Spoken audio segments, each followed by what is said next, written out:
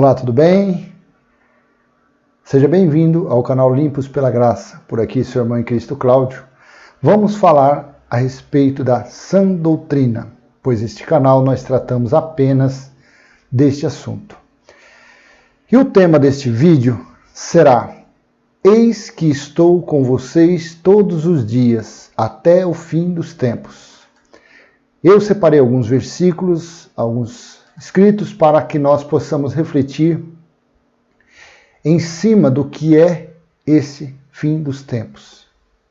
Este escrito tem feito com que o sistema religioso desfrutem da lã das ovelhas por séculos.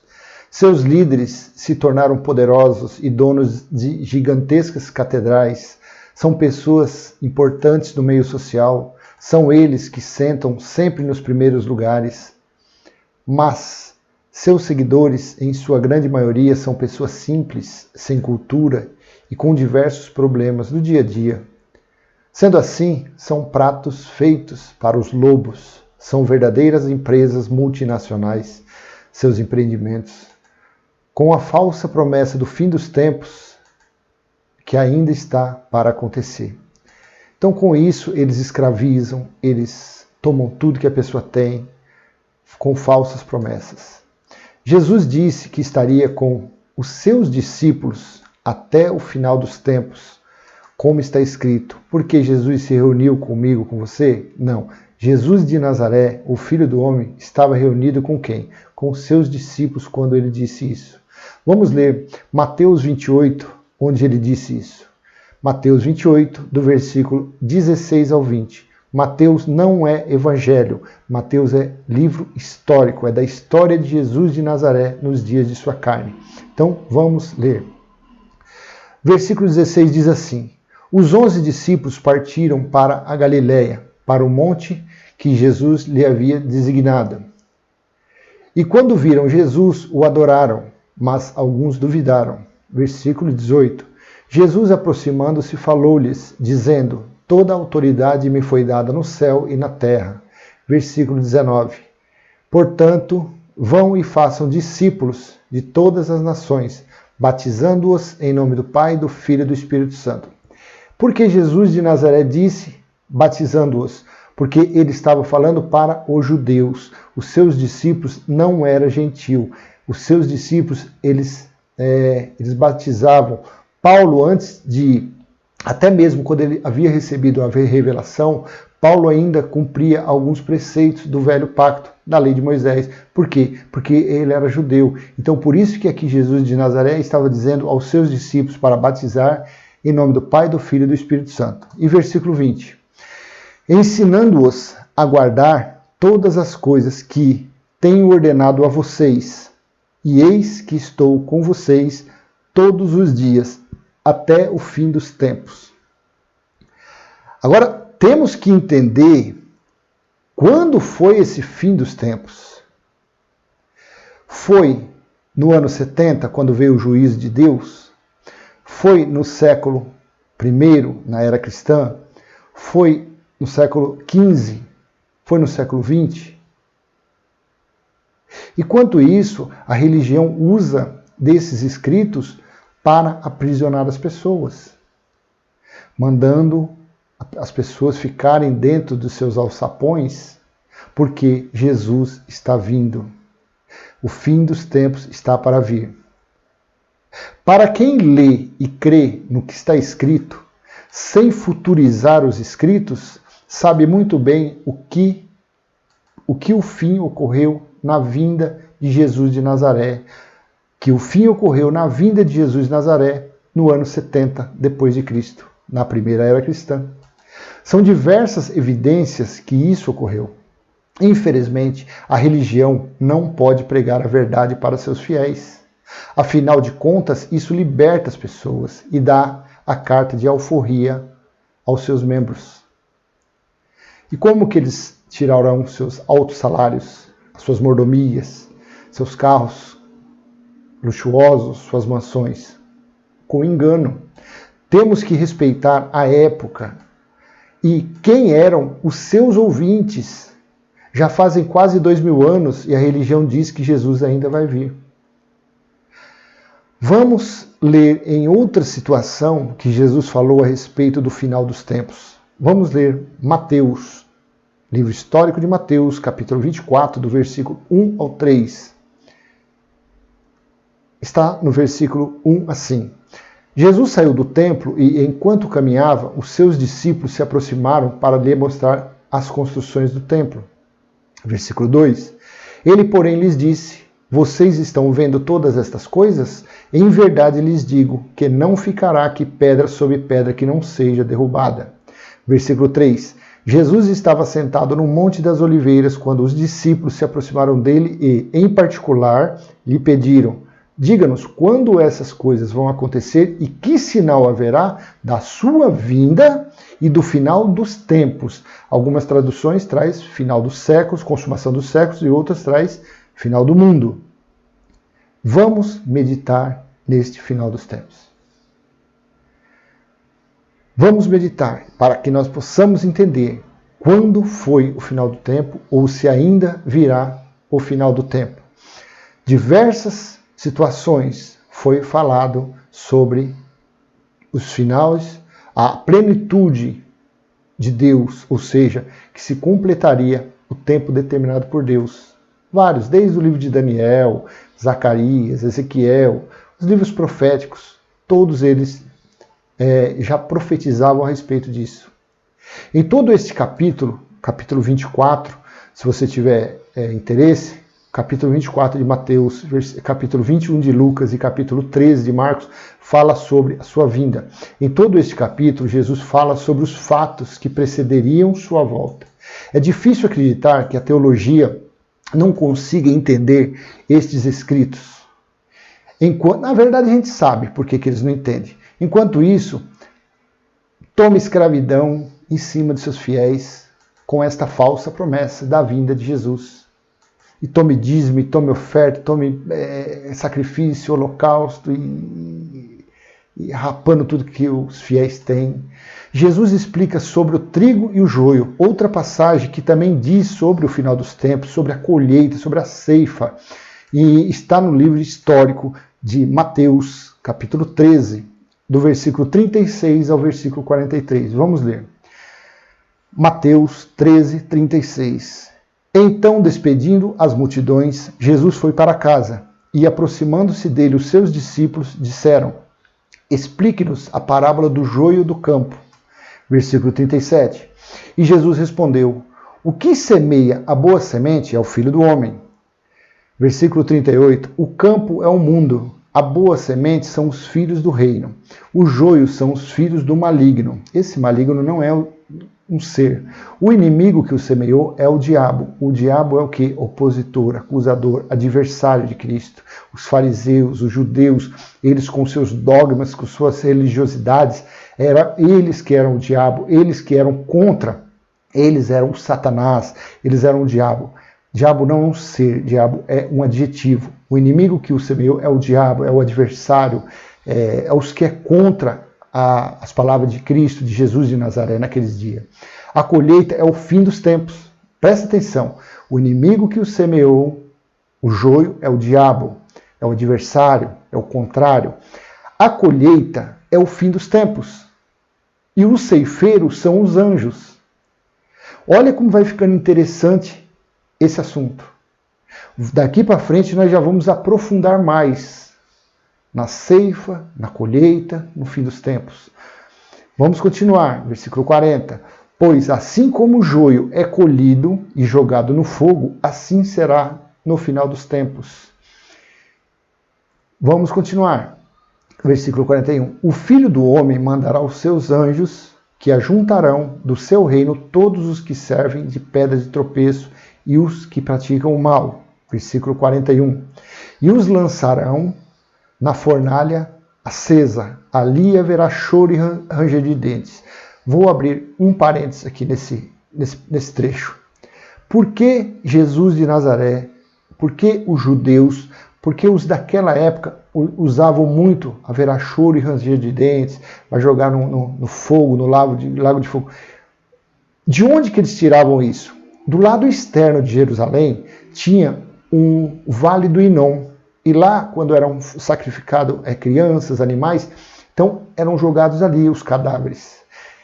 E havia enxofre, fogo, 24 horas, nunca se apagava. Por quê? Porque sempre tinha corpos de animais, de pessoas. Ali era como se fosse uma usina de lixo, me falha a palavra agora, nesse momento, mas como se fosse um local para queimar um lixão, um aterro sanitário. Pronto, a palavra é essa, um aterro sanitário. Então, os judeus daquela época, e Jesus de Nazaré, ele usava isso. Por isso que quando ele usava termos assim de sofrimento, eles se utilizavam do lago de fogo, do ranger de dentes, do sofrimento. E lançarão na fornalha acesa. Essa fornalha acesa, ela foi acesa quando? No ano 70, quando o templo em Jerusalém foi incendiada por uma flecha lançada por um soldado romano, quando Tito já havia tomado o controle de Jerusalém, e um soldado, sem intenção, soltou uma flecha, e nessa flecha, na ponta, tinha chamas. Essa chama entrou para dentro do Santo dos Santos e queimou onde havia coisas para se queimar, tecidos, coisas. Foi aonde deu-se o início da fornalha de fogo, ou como está lá em Isaías, Ariel, Ariel, cidade de fogo, altar de fogo. Por isso que foi tipo uma fornalha de fogo, acesa naqueles dias. Vamos ler o versículo 41. Então os justos resplandecerão como o sol no reino de seu Pai. Quem tem ouvidos para ouvir, ouça. Versículo 43. Lemos? Então os justos resplandecerão como o sol no reino. Então, você veja bem, sobre o final dos tempos, sempre foi falado.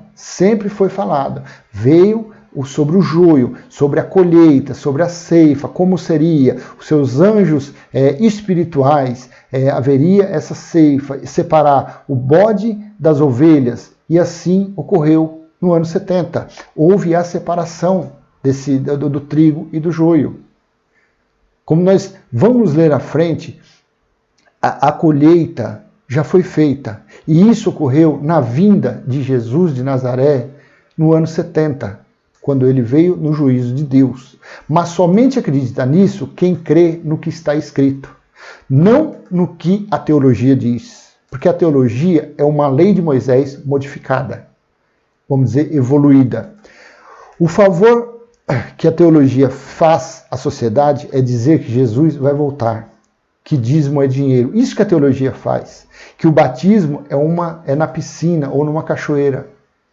E assim por diante, com mentiras, com enganos, e vão escravizando as pessoas. E eles também colocam o diabo, foram eles que colocaram o diabo dentro das chamadas igrejas, que é adjetivo. Eles colocaram como um ser de cauda, que tem chifres, é vermelho, tem tridente na mão. O livro de Apocalipse foi escrito para o dia do Senhor. Vamos dar continuidade. O livro do Apocalipse, ele foi escrito para o dia do Senhor, o dia que Deus derramou a ira dele sobre os judeus, dentro dos muros de Jerusalém. Foi escrito para o dia do Senhor, ocorrido na vinda do Filho do Homem, entre o meio do ano 66 e o ano 70 depois de Cristo. João foi preservado vivo para escrever o que visse no dia do Senhor, como está escrito. Vamos ler Apocalipse, capítulo 10, versículo 1, capítulo 1, versículo 10 e 11. Está escrito assim: Achei-me no Espírito no dia do Senhor. E os teólogos colocam nas Bíblias de estudo que esse dia do Senhor é sábado ou domingo. Eu te pergunto, que relevância teria, nessa altura do campeonato, dizer que este dia era sábado ou domingo? Este dia do Senhor vem se falando desde de Isaías, de Salmos, de Daniel, de Jeremias, Sofonias, Amós. Todos eles falaram sobre a vinda, que o dia do Senhor estava para vir. E os estudiosos da teologia colocam que é sábado ou domingo. Achei-me no Espírito, no dia do Senhor. Tem Bíblias que falam que ele foi arrebatado em Espírito. Achei-me no Espírito no dia do Senhor, e ouvi atrás de mim uma voz forte, como de trombeta. Por que trombeta? Porque era o juízo de Deus, a vinda do Senhor.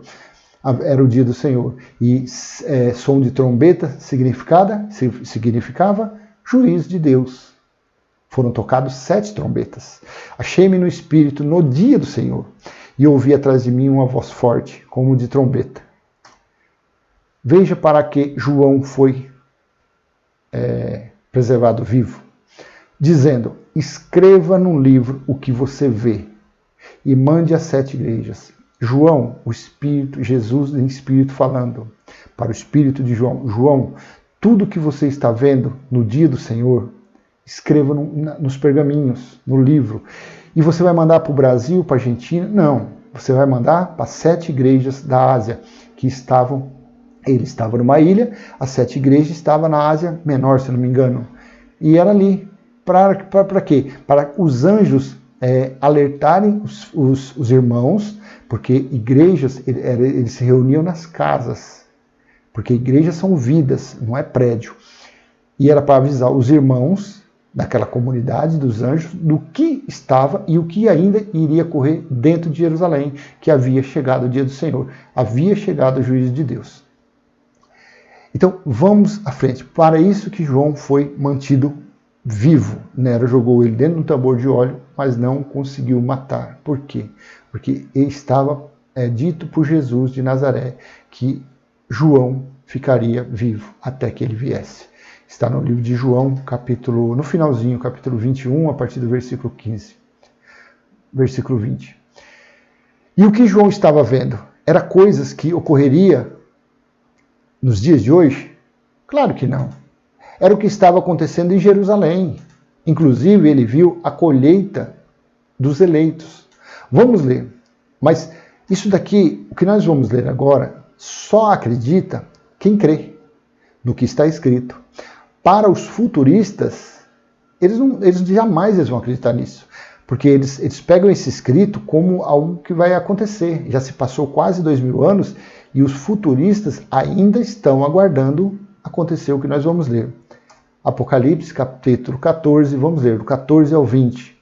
Está escrito assim: João, pelo Espírito, vendo, olhei e eis uma nuvem branca, e sentado sobre a nuvem um semelhante a filho do homem, tendo na cabeça uma coroa de ouro e na mão uma foice afiada. O que se faz com uma foice?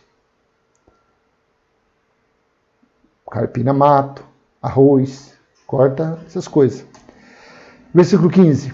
Outro anjo saiu do santuário, gritando com voz forte para aquele que estava sentado sobre as nuvens: pegue a sua foice e comece a colher, pois chegou a hora da colheita, visto que os campos da terra ou do céu, os campos da terra já amadureceram. Isso é uma parábola, isso é uma metáfora, isso é uma figura de linguagem. João estava vendo acontecer isso, João estava vendo o que Jesus disse na parábola do joio e do trigo, que os anjos fariam a colheita. João estava vendo a colheita sendo feita, a ceifa sendo feita. Porque os campos da terra já amadureceram, da terra, daqueles dias, do dia do Senhor. Versículo 16. E aquele que estava sentado sobre a nuvem passou a sua foice sobre a terra e fez a colheita. Com sofrimento, com corpos empilhados, sendo mortos à espada, mortos à fome. Mulheres davam à luz, comiam a placenta, comiam seus próprios filhos. Era assim naquele dia. Foi terrível, foi 3 anos e meio de cerco. Foi algo fora do normal. Vamos continuar. Versículo 17. Então outro anjo saiu do santuário que se encontra no céu, tendo também ele uma foice afiada. Veja, tudo se trata aqui da colheita, de foice, essas coisas. Versículo 18. Ainda outro anjo saiu do altar, o anjo que tem autoridade sobre o fogo, e clamou com voz forte ao que tinha a foice afiada, dizendo: pegue a sua foice afiada e ajunte os cachos da videira da terra, porque as suas uvas estão maduras. Vamos continuar, versículo 19. Então o anjo passou a sua foice na terra, ajuntou os cachos da videira da terra e os lançou no grande lagar da ira do diabo. Mas eles dizem que tem diabo, que tem Satanás, que tem Lúcifer, do Amargedon, da ira do lagar de quem? De Deus. Deus fez tudo sozinho. O juízo veio de Deus. Foram mortos no ano 70, entre 66 e o ano 70 DC depois de Cristo, mais ou menos 1 milhão de judeus, como Flávio Joséfo disse em seu livro. Deus não tem sócio. Deus não tem, como a religião diz, que tem diabo, que tem isso, que tem aquilo. Não tem. Mentira. É Deus quem faz tudo. Versículo 20. O lagar foi pisado fora da cidade e correu sangue do lagar, chegando até a altura dos freios do cavalo, numa extensão de cerca de 300 quilômetros. Nos dias de hoje, se acontecesse hoje, vamos dizer, como a religião diz, Jesus vai voltar, vamos dizer, amanhã Jesus volta. Como Jerusalém ainda vai ter cavalo? Cavaleiros? Aonde? Como pode ser isso? Nos dias de hoje tem bomba atômica, tem míssil, tem avião supersônico. Que cavalo, que vai fazer o que num lugar daquele, se fosse? Existe Jerusalém? O templo existe lá em Jerusalém? Nós estamos no ano 2020, existe? Como a teologia nunca leu isso aqui, nunca entendeu, o livro de Apocalipse é como você lê um livro qualquer. Quando você acredita no que está escrito, quando você tem pelo Espírito Santo a revelação da palavra. Chega de engano, de mentira. Chega de engano. Paulo também disse a respeito do fim dos tempos. Vamos ler. 1 Coríntios capítulo 10. Paulo disse a respeito do fim dos tempos. Porque ele achava que estaria vivo quando visse o fim dos tempos, quando viesse o final dos tempos. Ele achava que estaria vivo, representado pelo juiz de Deus, que veio na plenitude do tempo, completou o tempo de Deus, completou o tempo para o juízo sobre os israelitas. Olha o que ele disse: não fiquem murmurando, como alguns deles murmuraram e foram destruídos pelo exterminador, pelo Satanás, pelo diabo, não, pelo exterminador. Esse exterminador que matou milhares de pessoas no deserto, foi enviado por quem?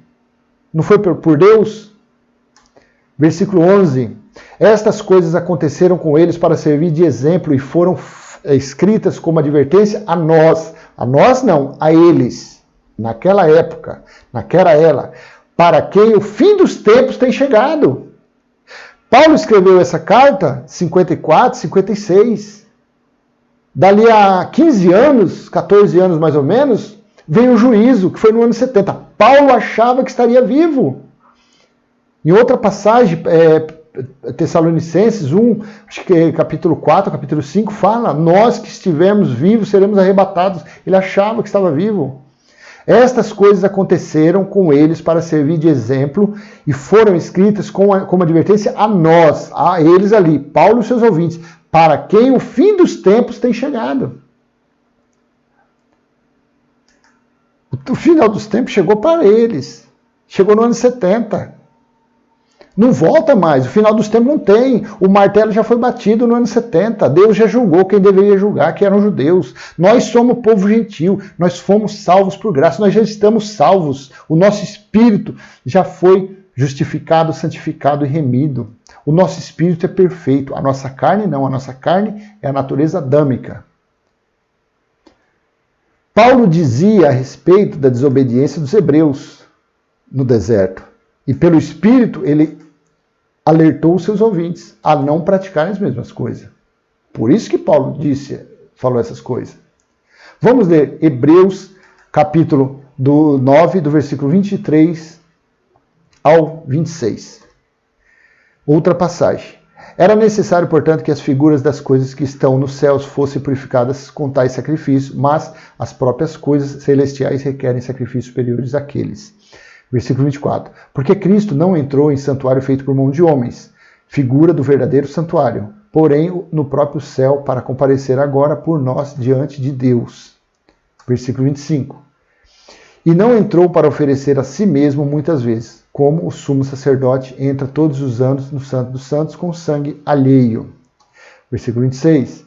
Se fosse assim, ele precisaria ter sofrido muitas vezes desde a fundação do mundo. Agora, porém, ao chegar o fim dos tempos, veja bem, o escritor de Hebreus disse a mesma coisa. Ele estava na expectativa do fim dos tempos. Hebreus foi escrito provavelmente entre 65 e 66. 65 e 66. Dali a 5, 6 anos, 4 anos, veio o juízo de Deus. Veio o dia do Senhor. Veio o final dos tempos. Para nós, não tem mais final dos tempos. Para nós, não tem mais juízo. Nós não seremos mais julgados. Então, que pecado que Jesus... Aí diz aqui, ó, vamos ler aqui, ó.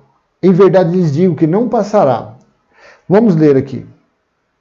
Raciocinar mais um pouquinho aqui. Porém, ao chegar o fim dos tempos, ele se manifestou uma vez por todas para aniquilar. Vamos entender. Ele se manifestou uma vez por todas para aniquilar o pecado por meio do sacrifício de si mesmo. Quem fez isso? Jesus. Então, na morte dele, morte de cruz, ele fez o quê? Ele aniquilou o pecado. Aí a pessoa fala assim, mas como que é pecado? Se a pessoa fuma, se a pessoa bebe, isso daí é transgressão da carne. Isso é errar o alvo. O que ele fez foi tirar a lei de Moisés. Que pecado que Jesus aniquilou? Foi a lei de Moisés. Pois o pecado espiritual era a transgressão da lei. Para que fosse estabelecida uma nova aliança, a aliança antiga deveria ser extinta. E qual era o antigo pacto? A lei de Moisés. Então, quando Jesus disse naquela cruz, tetelestai, Pai, está consumado, ele aniquilou, ele tirou o pecado, ele tirou a lei de Moisés. Fala a verdade, não é um absurdo praticar este pacto nos dias de hoje? Por isso, quem pratica justificação, procura justificação no antigo pacto, está debaixo de maldição. Quem é o grande culpado disso? É a religião, é a teologia. O fim dos tempos nunca significou o fim do mundo, como explosão, destruição do planeta, Terra. Não foi isso que Jesus disse. Veja o que ele disse, Mateus capítulo 24, do 34 ao 35. Jesus disse, nos dias de sua carne, sobre a vinda dele, em verdade lhes digo que não passará esta geração sem que tudo isto aconteça. Sem que tudo isto o quê? Leia o capítulo todo, 24. Ele falou das coisas que precederiam a vinda dele, que precederiam o juízo. Os discípulos seriam açoitados, os discípulos seriam mortos. Ele foi crucificado. Haveria guerra, fome, peste. O evangelho deveria ser pregado e foi pregado para quem precisava. Romanos 10, 18, Colossenses 1, 6 e 23, tudo fala que o evangelho foi pregado. Então Jesus disse, em verdade digo, que não passará essa geração sem que tudo isto ocorra. Versículo 35. Olha o final do mundo. Acabou o final dos tempos. O final dos tempos já ocorreu. Mas o mundo, o globo, continua. Porque isso foi feito por Deus, para que os filhos dele, que são espirituais, não carnais, são espíritos tendo experiências carnais. Jesus disse, passará o céu e a terra, porém as minhas palavras não passarão. Se fosse para, no fim dos tempos, acabar tudo, ele não diria isso. Passará não, ele falou não, ia explodir, ia acabar, não ia ter mais planeta Terra. Não. Ia se completar o tempo de Deus, o tempo determinado por Deus, pronto, e passaria o céu e a terra, ia continuar tudo. Ia continuar como ocorreu. Apocalipse capítulo 22, versículo 11, houve juízo, o injusto continua sendo injusto, o imundo continua sendo imundo, o justo continua a se justificar e o santo continua a se santificar. Continua a vida. Só que agora foi estabelecida a nova aliança. E é o próprio Deus quem está dentro das pessoas, no espírito das pessoas. É o próprio Deus. O juízo já ocorreu. O fim dos tempos foi o fim das profecias que falavam a respeito do cumprimento de tudo. Tudo já se cumpriu. Se completou o tempo para se cumprir tudo. Da vingança de Deus foram tempos de acertar as contas com o povo israelita. Foi o cumprimento da totalidade de todos os escritos bíblicos. Não sobrou nada para a religião, não sobrou nada para a teologia. Fique em paz, o fim dos tempos já ocorreu, o juízo já ocorreu, você é um eleito de Deus, eu sou um eleito de Deus e Deus se move em nosso espírito. Graça e paz, até o próximo vídeo, se Deus assim permitir. Se foi útil esse vídeo, compartilhe, dê um like, se inscreva no canal, vamos levar a sã doutrina aos nossos irmãos eleitos que estão sendo escravizados pela religião, pela maldita religião. Graça e paz, tchau, tchau.